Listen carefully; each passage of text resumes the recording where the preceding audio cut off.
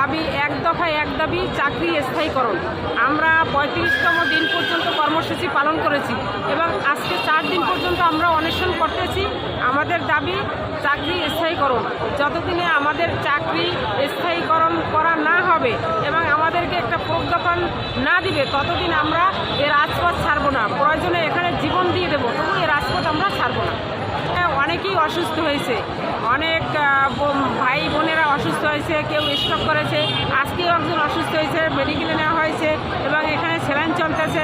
কারণ আজকে 39তম দিনে একটা স্বাভাবিক সুস্থ মানুষ থাকতে পারে না। এভাবে অনশন করে 4 দিন 5 দিন হয়ে গেছে, এভাবে অনশন করে মানুষ স্বাভাবিক থাকতে পারে না। এই অসুস্থ, কেউ মৃত্যুমুখে পাঞ্জা লড়ছে, কেউ মৃত্যুমুখে পতিত হচ্ছে।